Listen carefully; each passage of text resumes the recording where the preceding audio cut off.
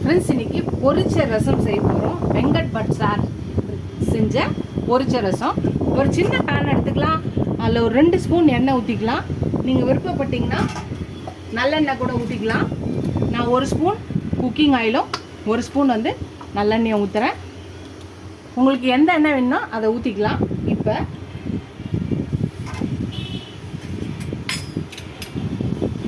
1.5 spoon வந்து கடலைப்பருப்பு,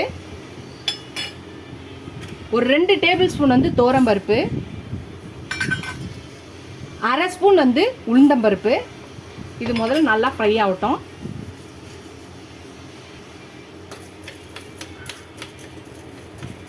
இது நல்லா வறுத்துக்கலாம்.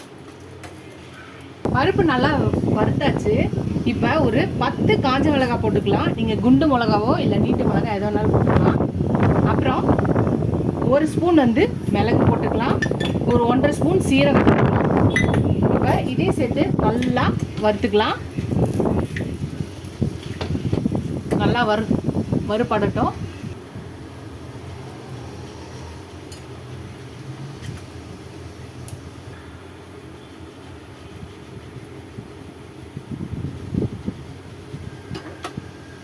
இப்போ அடுப்பை ஆஃப் பண்ணிடலாம். ஆஃப் பண்ணிவிட்டு இப்போ 1.5 டேபிள் ஸ்பூன் வந்து ட்ரை கோகோனட் போட்டுக்கலாம். இப்போ இதே சேர்த்து லைட்டாக வதக்கிட்டு இதை ஆற விட்டு நம்ம இதை பொடி பண்ணிக்கலாம். இதை போட்டாச்சு. இப்போ ரொம்ப நைஸாகவும் இல்லாமல் ரொம்ப இதாக இல்லாமல் கொஞ்சம் குறைன்னு அரைச்சி எடுத்துகிட்டு வந்துடலாம். நல்லா இந்த மாதிரி குறைன்னு அரைச்சிக்கலாம். மறுபடியும் ஒரு பேன் வச்சுக்கலாம். இப்போ இதில் கொஞ்சம் எண்ணெய் ஊற்றிக்கலாம். எண்ணெய் காயட்டும்.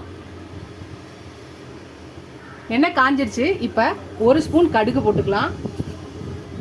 ஒரு 1/2 ஸ்பூன் உளுந்து, ஒரு 1/2 ஸ்பூன் வந்து சீரகம் போட்டுட்டு ஒரு 3 காஞ்ச மிளகாவை போட்டுக்கலாம். ஒரு 3 பச்சை மிளகாவை கீரி போட்டுக்கலாம். இப்போ இதை நல்லா வதக்கிக்கலாம். இது நல்லா வெடிட்டோம். கொஞ்சம் கருவேப்பிலையும் போட்டுக்கலாம். இப்போ இதையும் சேர்த்து நல்லா வதக்கிக்கலாம்.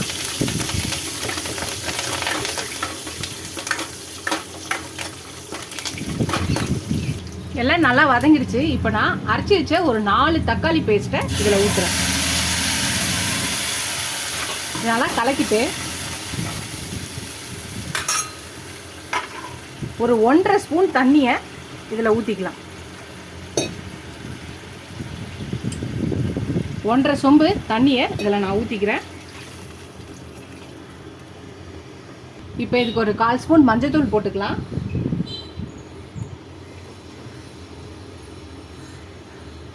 இதுக்கு தேவையான அளவான உப்பு போட்டுக்கலாம். அவங்கவுங்களுக்கு தேவையான அளவு. இப்போ இதை நல்லா கலக்கிக்கலாம்.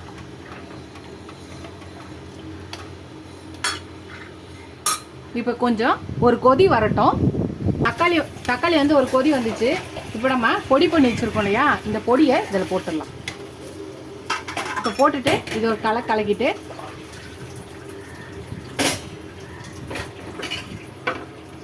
கருவேப்பிலை கொஞ்சம் போட்டுக்கலாம்.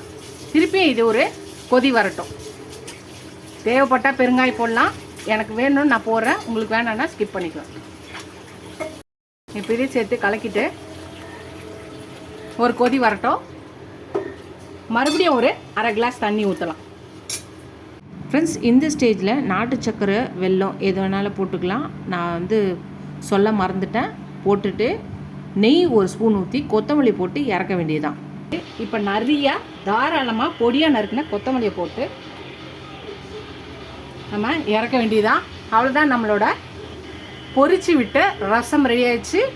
நம்மளோட வெங்கட் பட் சார் செஞ்ச இந்த ரெசிபி நீங்களும் ட்ரை பண்ணி பாருங்கள். ரொம்ப சிம்பிளாக ஈஸியாக பருப்பே வேக வைக்காமல் குயிக்காக செய்யக்கூடிய ரெசிபி.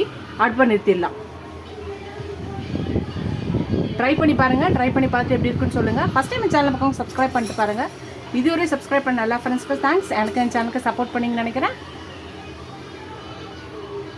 இதோட அடுத்த ரெசிபியில் பார்க்கலாம். நீங்கள் எவ்வளோக்குள்ள சப்ஸ்கிரைப் பண்ணுறீங்களோ அவ்வளோக்கு என்கரேஜிங்காக இருக்கும், சப்போர்ட்டிங்காக இருக்கும். இதோட அடுத்த வீடியோவில் பார்க்கலாம். டாடா பாபா ஃப்ரெண்ட்ஸ்.